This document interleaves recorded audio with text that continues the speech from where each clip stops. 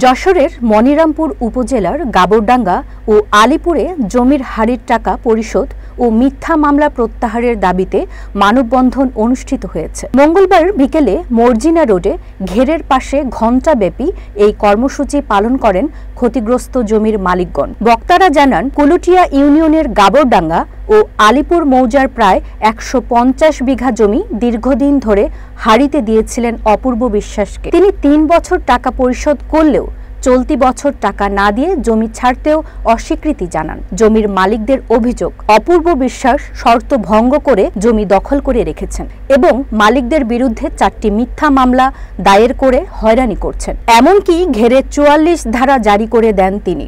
মানববন্ধনে উপস্থিত ছিলেন প্রশান্ত মাস্টার, নিরাপদ বিশ্বাস, স্বপন বিশ্বাস, সাইফুল ইসলাম, জহুরুল ইসলাম সহ জমির প্রকৃত মালিকগণ। আজকের এই মানববন্ধনের উদ্দেশ্য আমাদের একটাই, যে আমাদের দাবি পূরণ করতে হবে।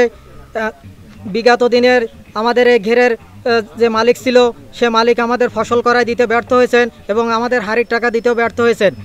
এবং ইতিমধ্যে আমাদের স্থানীয় ক্যাম্পে একটা সালিশনামা হয়েছে এবং তিনি লিখিত দিয়েছেন যে আমি হারির টাকা দিতে ব্যর্থ হয়েছি এবং ফসল করায় দিতে ব্যর্থ হয়েছি। এখন আমি ঘের জমির মালিকদের উপর হস্তান্তর করিলাম এবং তিনি এই হস্তান্তর করার পরে যেহেতু জমির মালিকগণ এখন ঘেরের মালিক, এখন তিনি বারবার আমাদের উপর মিথ্যা মামলা চালিয়ে যাচ্ছেন। ইতিমধ্যে 4টি মামলা করেছেন।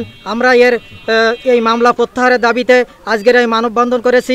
পাশাপাশি হয়েছিল, সেই পাশাপাশিতে সে গেট ছিঁড়িতে গেছে। গেট ছিঁড়িতে যাওয়ার পরে আমাদের নামে সে 4টি মিথ্যে মামলা করেছে। এখন কি চান?